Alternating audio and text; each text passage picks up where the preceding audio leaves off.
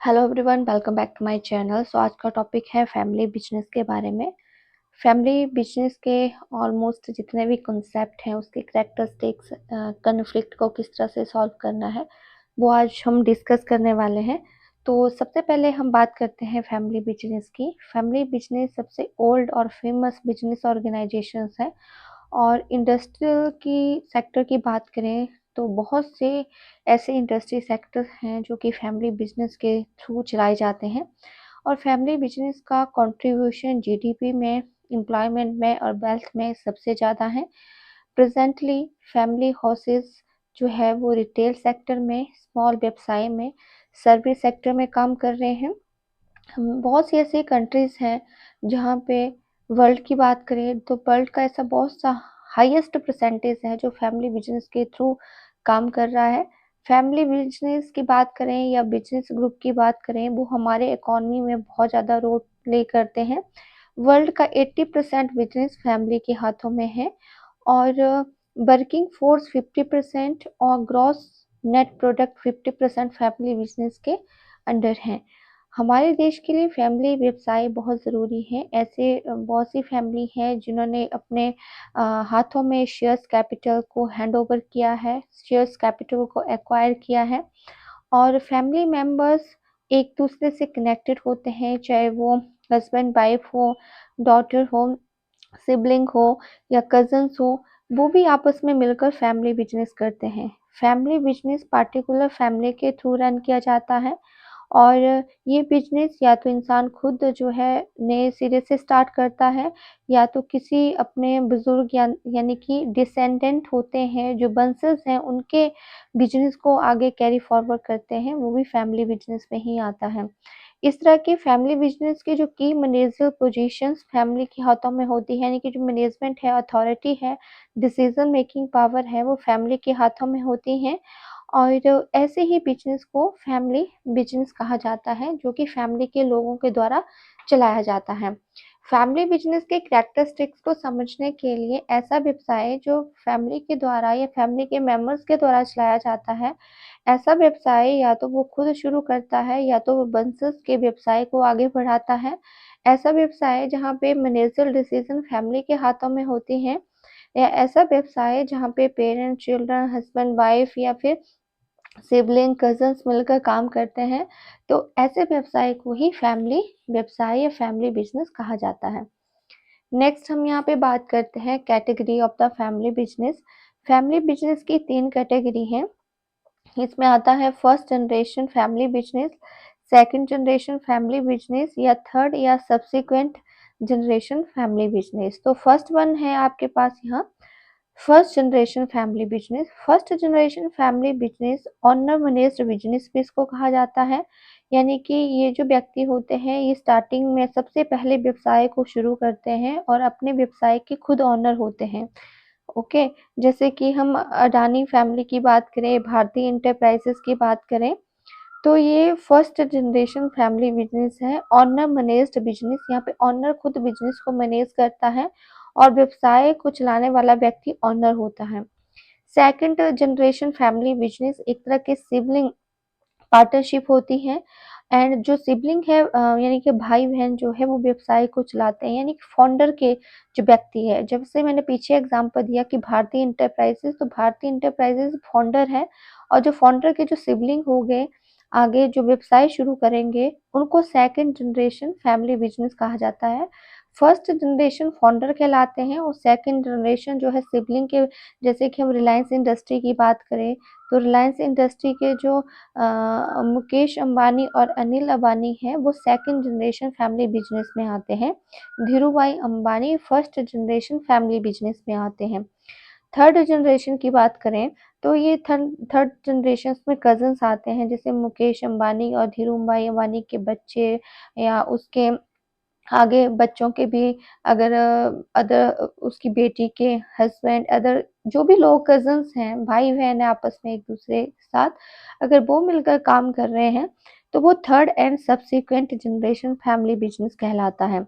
ये फेमस है क्योंकि आजकल के दौर पे, आजकल की जनरेशन के दौर पे थर्ड जनरेशन फैमिली बिज़नेस काफ़ी हैं, जैसे कि टाटा, बिरला, बजाज, हीरो ग्रुप हो गया, डाबर हो गया। तो इसमें थर्ड जनरेशन के फैमिली बिज़नेस कज़िन्स मिलकर, कज़िन के बच्चे जो हैं वो आगे व्यवसाय को चला रहे हैं, ओनरशिप और मैनेजमेंट उनके हाथों में है।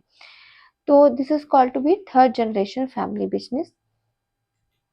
नेक्स्ट हमारा टॉपिक है characteristics of the family business. Family business में क्या क्या विशेषता पाई जाती है। पहला आता है based on the on fund. Family business में अपना पैसा लगाना पड़ता है, मतलब खुद के फंड के ऊपर ये बेस्ड होता है।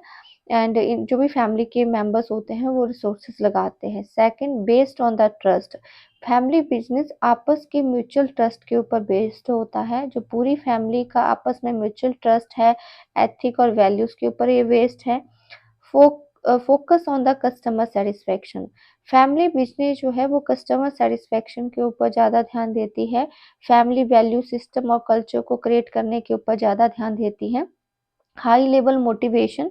सो फैमिली बिजनेस जो है वो हाईली लेवल मोटिवेटेड रहता है, क्योंकि एक दूसरे को देख के मोटिवेशन मिलती है। लॉयल्टी एंड कमिटमेंट इसमें स्ट्रांग रहती है। बिजनेस को ऑब्जेक्टिव को पूरा करने के लिए वो हाईली कमिटेड होते हैं। ट्रांसपेरेंसी। सो फैमिली बिजनेस में ट्रांसपेरेंसी फैमिली के मेंबर्स में बनी रहती है, कोई भी चीज़ें नहीं छुपाई जाती हैं। इफेक्टिव कंट्रोल रहता है। फैमिली बिजनेस में सिर्फ फैमिली के मेंबर ही मैनेजमेंट अथॉरिटी ज़्यादातर उनके पास होती है। तो बिजनेस में किस तरह से फंड को मैनेज करना है, डिसीजन मेकिंग कैसे लेनी है, वो इफेक्टिव कंट्रोल रहता है। More concern with the society.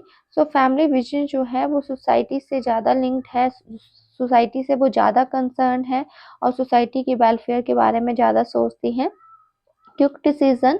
So family business जो है वो एक डिसीजन मेकिंग अथॉरिटी के ऊपर बेस्ड है। डिसीजन मेकिंग जो है वो इसमें क्विक रहता है, क्योंकि फैमिली के लोग ही आपस में डिसीजन लेते हैं। कहीं बाहर से इंटरफेयर ज़्यादा नहीं होता है, तो डिसीजन यहाँ पे फटाफट हो जाता है। Ethical and the value oriented. Family business एक स्ट्रिक्ट एथिकल स्टैंडर्ड के ऊपर बेस्ड होते हैं, यानी कि इनके फैमिली बिजनेस का खुद का कल्चर, वैल्यू, एथिक्स होते हैं कम्युनिटीज़ में, तो वो उसको मेंटेन करने के लिए, उसको बनाए रखने के लिए हमेशा कोशिश करते हैं। Now the next topic is the role of the family business in the Indian economy. हमारी सोसाइटी में या हमारे समाज में फैमिली बिजनेस का क्या रोल है। फर्स्ट आता है इकोनॉमिक डेवलपमेंट। फैमिली बिजनेस समाज के आर्थिक विकास की तरफ ज़्यादा योगदान देती है। मैंने पहले ही कहा कि वर्ल्ड में 80% जो बिजनेस है they can be controlled by the family business. So उनका कंट्रीब्यूशन है, जीडीपी है, एम्प्लॉयमेंट है, वेल्थ के ऊपर ज़्यादा कंट्रीब्यूशन रहता है। फैमिली बिजनेस जो है वो रिटेल सेक्टर में, स्मॉल स्केल सेक्टर्स में, सर्विस सेक्टर में काम कर रही है, तो उससे इकोनॉमिक फोर्सेस ज़्यादा बड़ी रहती है एंड इकोनॉमिक ग्रोथ ज़्यादा होती है। Second, employment generation. सो फैमिली बिजनेस एम्प्लॉयमेंट जनरेट करती है and skilled and unskilled youth के लिए बेस्ट अपॉर्चुनिटी एम्प्लॉयमेंट की देती है। चाहे वो इन्फोसिस, विप्रो की बात करें तो आईटी स्किल्ड की रिक्वायरमेंट वहाँ पे रहती है। रिटेल सेक्टर में स्किल्ड एंड सेमी स्किल्ड लोगों की ज़रूरत पड़ती है, तो एम्प्लॉयमेंट जनरेट यहाँ पे ज़्यादा रहता है। Source of the foreign exchange. तो कुछ फैमिली ऐसे बिजनेस होते हैं जो फॉरेन में भी अपने व्यवसाय को सेटअप करते हैं और वहाँ से प्रोडक्ट को एक्सपोर्ट करते हैं। जैसे टाटा की बात करें तो टाटा कंसल्टेंसी सर्विस जो है वो सर्विस को एक्सपोर्ट करती है, जिससे कि हमें फॉरेन करेंसी रिसीव होती है और बैलेंस ऑफ पेमेंट भी स्टेबल बना रहता है। फिलैंथ्रोपी की बात करें तो फिलैंथ्रोपी में क्या होता है कि ये समाज सेवा के ऊपर भी ज़्यादा ध्यान देते हैं। फैमिली बिजनेस जो है समाज सेविक चैरिटेबल पर्पस पे ज़्यादा ध्यान देती है। जैसे बिरला ग्रुप की बात करें, हम टाटा ग्रुप की बात करें, तो ये हॉस्पिटल, इंस्टीट्यूट, स्कूल्स बनाने के ऊपर ज़्यादा फोकस करती हैं। Entrepreneur spirit. So entrepreneur spirit जो है वो इनमें क्रिएट रहती है, इनमें कुछ नया करने की क्षमता, क्रिएटिविटी, इनोवेशन भरपूर मात्रा में भरा होता है और ऐसे एरिया के ऊपर वो ज़्यादा ध्यान देते हैं जो अनएक्सप्लोर्ड एरिया है, जहाँ पे कुछ क्वालिटी को इम्प्रूव करने की ज़रूरत है, लिविंग स्टैंडर्ड को इम्प्रूव करने की ज़रूरत है लोगों की, तो वहाँ पे ये ज़्यादा ध्यान देते हैं। Lower cost. तो फैमिली व्यवसाय में ज़्यादा बहुत कम कॉन्फ्लिक्ट होता है और ये बहुत सी अपनी वैल्यू और कल्चर को मेंटेन करने की कोशिश करती है, जिसके कारण ये व्यवसाय में प्रोडक्ट लोअर कॉस्ट पे बेचने की कोशिश करती है। Encourage to capital formation. Capital formation का मतलब होता है इन्वेस्टमेंट करना। सो कैपिटल फॉर्मेशन जो है वो नेट इन्वेस्टमेंट का ही रिजल्ट होता है। फैमिली व्यवसाय ऐसे स्टेट में इन्वेस्ट करती हैं जहाँ पे रूरल एरियाज हों, या फैमिली व्यवसाय कैपिटल फॉर्मेशन को बढ़ाने की कोशिश करती है, पब्लिक को आइडल सेविंग करने की कोशिश करती है, एंड उनके खुद के फंड होते हैं और वो पब्लिक को उधार भी देती है। तो फैमिली व्यवसाय, फैमिली ग्रुप जो है वो सेविंग के साथ साथ इन्वेस्टमेंट को भी प्रमोट करती हैं। वेल्थ क्रिएशन की बात करें तो ये लॉन्ग पीरियड ऑफ टाइम के लिए वेल्थ क्रिएट करती है। फैमिली व्यवसाय गुड्स और सर्विस को प्रोड्यूस करके जो है वो बिजनेस को सेटअप करती है, इंफ्रास्ट्रक्चर डेवलप करती है, रोड बनाना, सड़कें बनाना, इनके ऊपर भी ध्यान देती हैं, तो वेल्थ क्रिएट करती है। Optimum use of the economy resources, तो जो फैमिली व्यवसाय हैं, जितने भी हमारे लेबर कैपिटल रिसोर्सेज हैं, उनका बेस्ट यूज़ करके प्रोडक्ट को बनाती हैं, टेक्नोलॉजी का बेस्ट यूज़ करती है। Promote to the country export, so family business जो है वो कंट्री के एक्सपोर्ट को प्रमोट करता है, कंट्री के एक्सपोर्ट को बढ़ाता है, और ये एक्सपोर्ट के कारण जो है वो बैलेंस ऑफ पेमेंट हमारा सही होता है। तो this is the main role of the family business in the Indian economy. Now the next is advantages and the challenges of the family business। अब यहाँ पे हम बात करते हैं एडवांटेजेस की, लाभ की, कि फैमिली व्यवसाय से क्या लाभ है। फर्स्ट आता है स्टेबिलिटी। फैमिली व्यवसाय स्टेबल होता है और लोगों की नज़र में कोई बैड इम्पैक्ट भी नहीं होता है। फैमिली व्यवसाय को मतलब लंबे टाइम तक हम चला के रख सकते हैं, और इसमें जो लीडर्स होते हैं वो फैमिली के लोग ही होते हैं, इसलिए वो लंबे टाइम तक लीडरशिप क्वालिटीज उसमें क्रिएट रहती है और लोगों को भी वो गाइड करते हैं, जिसके कारण ऑर्गेनाइजेशन लंबे टाइम तक चलती रहती है। सेकंड आता है कमिटमेंट। फैमिली व्यवसाय में जो लोग होते हैं वो हाईली कमिटेड होते हैं बिजनेस के ऑब्जेक्टिव को अचीव करने के लिए। वो दिन रात तो मेहनत करते हैं, वो अपने दायित्वों को अच्छे से निभाते हैं, और साथ में ही जो नॉन फैमिली मेंबर्स हैं उनके साथ भी कमिटमेंट जो उन्होंने किया होता है उसको भी अच्छे से पूरा करते हैं। कॉमन वैल्यूज रहती है फैमिली बिजनेस की, यानी कि फैमिली मेंबर्स में जितने भी फैमिली के लोग होते हैं उनके खुद खुद के बिलीफ और एथोस होते हैं, वैल्यूज हैं, कस्टम है, ट्रेडिशंस है, जिनको वो मेंटेन करते हैं, और कॉमन वैल्यूज होती है सबकी, तो सब जो है वो एक ही टारगेट की तरफ ध्यान देते हैं। Long term the outlook. Family व्यवसाय लॉन्ग टर्म ओरिएंटेड रहते हैं, मतलब लंबे टाइम तक चलते हैं। ये व्यवसाय मतलब आपकी एक शताब्दी तक कंटिन्यू चलने वाले व्यवसाय होते हैं, मतलब ये वंशज से वंशज जो है व्यवसाय को फॉलो करते रहते हैं। ये गुड स्ट्रैटेजी और डिसीजन मेकिंग पावर के ऊपर बेस्ड होते हैं, और फ्यूचरिस्टिक सोच को ध्यान में रख के ही स्ट्रैटेजी डेवलप करते हैं, तो वो लॉन्ग टर्म आउटलुक के ऊपर ज़्यादा ध्यान देते हैं। लॉयल्टी की बात करें तो फैमिली व्यवसाय में लोग एक-दूसरे से उनका बॉन्ड जो है वो अच्छा स्ट्रॉन्ग होता है, लॉयल होता है। तो जहाँ पे स्ट्रॉन्ग बॉन्ड जो है, लॉयल है, वहाँ पे फैमिली व्यवसाय हार्ड वर्क ज़्यादा करते हैं और सक्सेस ज़्यादा होती है उनकी। डिक्रीज़्ड कॉस्ट। सो फैमिली व्यवसाय मतलब लंबे टाइम के लिए, या फिर फैमिली व्यवसाय में जो प्रोडक्शन होती है वो बहुत ज़्यादा होती है, या लॉन्ग टर्म प्रोडक्शन होती है, जिसके कारण जो पर कैपिटा यूनिट्स हैं कॉस्ट की वो बहुत कम होती है, और इकोनॉमिक डेवलपमेंट भी बहुत ज़्यादा होती है। सो यहाँ पे कॉस्ट जो है वो कम, सैक्रिफाइसिंग कॉस्ट जो है वो कम निकल के आती है। Benefit of the better understanding. Family व्यवसाय में एक दूसरे के साथ बेटर अंडरस्टैंडिंग होती है, म्यूचुअल ट्रस्ट और अंडरस्टैंडिंग जो है एक दूसरे के लिए सही होती है। Simple and the effective organisation structure. Family व्यवसाय का जो ऑर्गेनाइजेशन स्ट्रक्चर है वो सिंपल एंड हिरार्की बेस्ड होता है, और हिरार्की बहुत सिंपल होती है, जो इजिली आम आदमी भी उस स्ट्रक्चर को समझ सकता है। Benefit of the informal training. Family business में इन्फॉर्मल ट्रेनिंग का मतलब है कि कुछ डाइनिंग टेबल पर बैठ के ही एक दूसरे को कुछ गाइड करते रहते हैं, इंस्ट्रक्शन देते रहते हैं, तो वो इन्फॉर्मल ट्रेनिंग का ही पार्ट है। आप किसी से डिस्कस कर रहे हो तो फैमिली के मेंबर आपस में ही डिस्कस करके कोई भी प्रॉब्लम होती है उसका सुझाव देते हैं, तो इस तरह की प्रॉब्लम को सॉल्व इजीली किया जाता है। Now the challenges by faced by the family business. अब क्या-क्या चैलेंजेस है, अगर उसकी हम यहाँ पे बात करेंगे कि क्या-क्या चैलेंजेस जो है वो फेस करने पड़ते हैं, तो चैलेंजेस को भी मैंने इसी में ही कवर अप कर लिया है। फर्स्ट आता है keeping the business to the family, यानी कि इसमें जो फर्स्ट चैलेंजेस रहता है कि फैमिली के बिजनेस को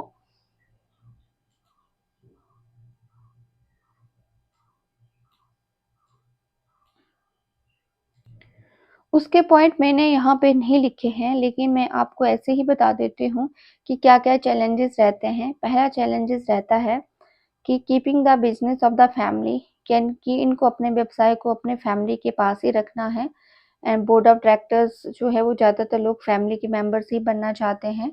not able to attract outside talent, बाहर के लोगों को ये ज़्यादा इन्वॉल्व नहीं करते हैं। Lack of interest among the family members, जो फैमिली मेंबर्स होते हैं वो खुद ही काम करना पसंद नहीं करते हैं। Compensation of the family member, अगर किसी को ज़्यादा कंपनसेट कर दिया जाए तो दूसरे फैमिलीज़ को दिक्कत हो जाती है।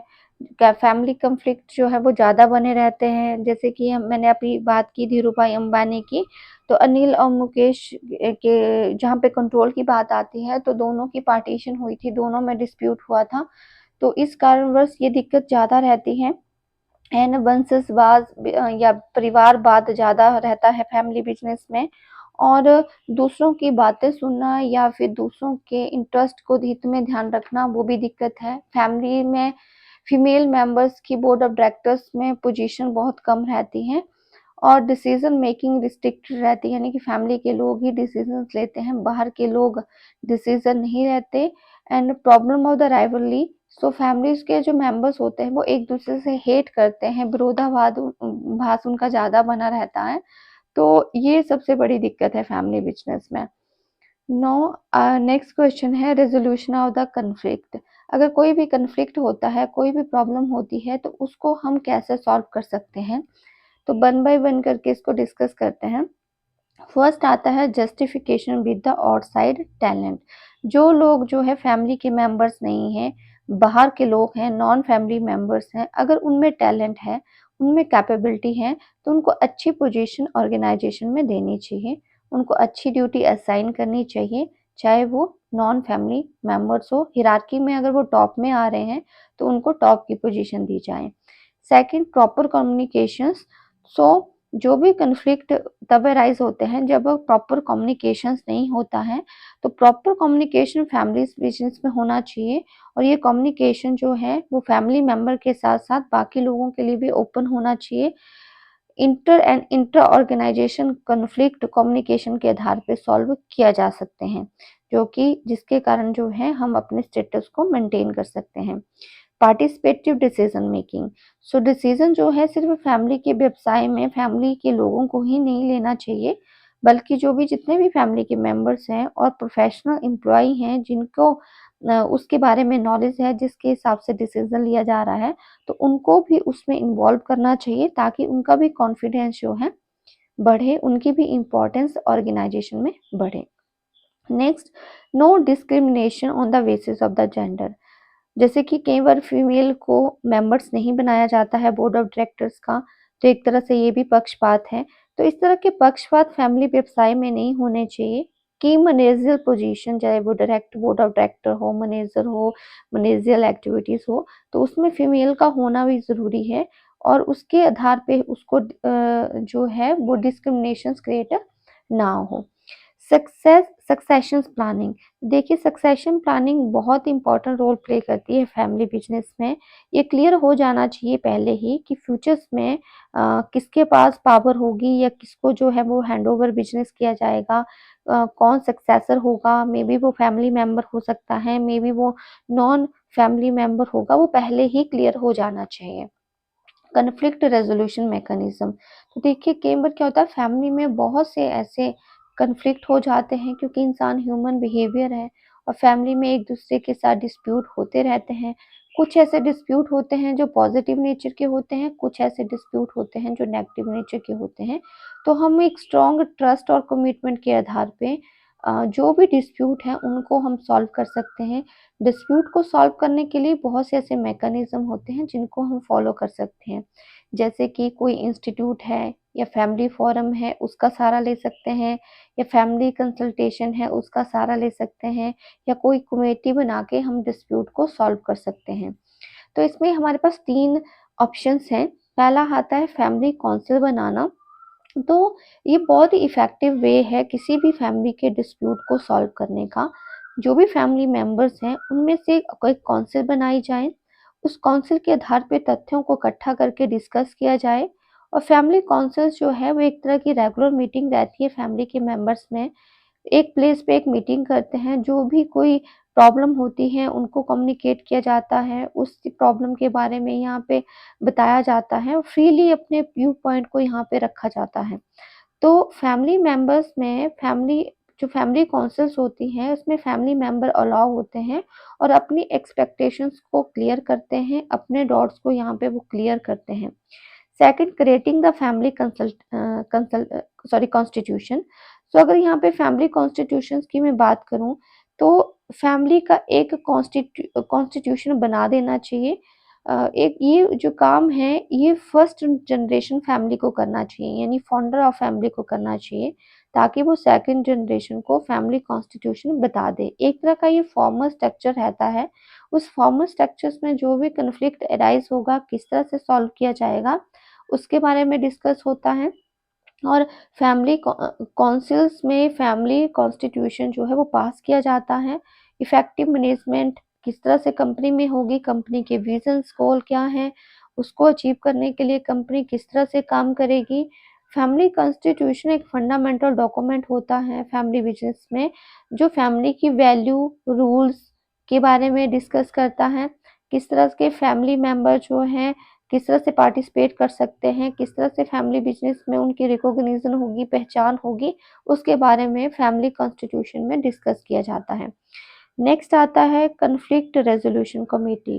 देखिए, ये जो फैमिली डिस्प्यूट होते हैं कई बार इमोशनल ज़्यादा होते हैं, तो ऐसे डिस्प्यूट को हैंडओवर बाहर के व्यक्ति कर सकते हैं। तो इसलिए कॉन्फ्लिक्ट रेजोल्यूशन कमेटी सेटअप की जाती है, जो कि ट्रस्ट के आधार पे की जाती है और इस कमेटी के मेंबर जो है वो ट्रस्टी होते हैं। तो जो भी प्रॉब्लम्स होती हैं फैमिली मेंबर्स में आपस में, तो उनका सॉल्यूशन कमेटी के आधार पे किया जाता है। तो सबसे बड़ा एग्जांपल है धीरूभाई अंबानी, क्योंकि जब धीरूभाई अंबानी की डेथ हुई थी तो दोनों भाइयों के बीच, अनिल अंबानी और मुकेश अंबानी के बीच डिस्प्यूट हुआ था। दे can be settled by the ICICI CEO के बी कामनाथ। तो वो ट्रस्टी थे फैमिली के, तो उनके आधार पे ही उसको सेटल किया था। तो कमेटी के आधार पे भी हम चीज़ों को सेटल कर सकते हैं। तो देखिए, इसमें से पेपर में फैमिली व्यवसाय के बारे में पूछा जाता है, उसके कॉन्फ्लिक्ट को कैसे सॉल्व कर सकते हैं वो पूछा जाता है।